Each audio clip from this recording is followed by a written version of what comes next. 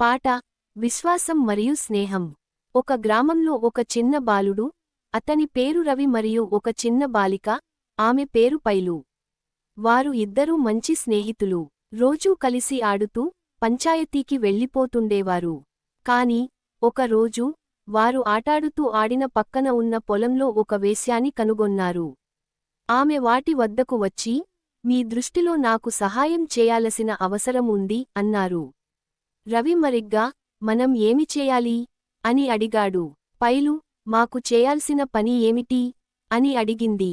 వేశ్యాని ఆప్యాయంగా తెలిపారు, మీరు నాకు సహాయం చేస్తే మీ స్నేహం మరింత బలపడుతుంది. అంతేకాదు, వారు ఇద్దరూ ఒక నిర్ణయం తీసుకున్నారు. వారు కలిసి వేశ్యానికి సహాయం చేశారు.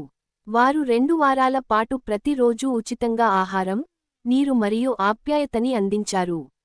అప్పుడు రవి మరియు పైలు విశ్వాసం మరియు స్నేహం గురించి చాలా నేర్చుకున్నారు. అసలు వారి స్నేహం ఎంత బలమైనదో తెలిసింది. ఈ కథలో మాకు నేర్పించే పాఠం ఏమిటంటే, స్నేహం మరియు పరిచయాలతోనే మనం ఇష్టపడే విషయాలను చేయగలుగుతాము. ఇది మనం ఎలాంటి పరిస్థితుల్లో ఉన్నా సరే, ఒకరికొకరు సహాయం చేస్తే అవి మాకు ఎంతో బలంగా మారతాయి. మొత్తం పాఠం, విశ్వాసం మరియు స్నేహం చాలా ముఖ్యమైనవి.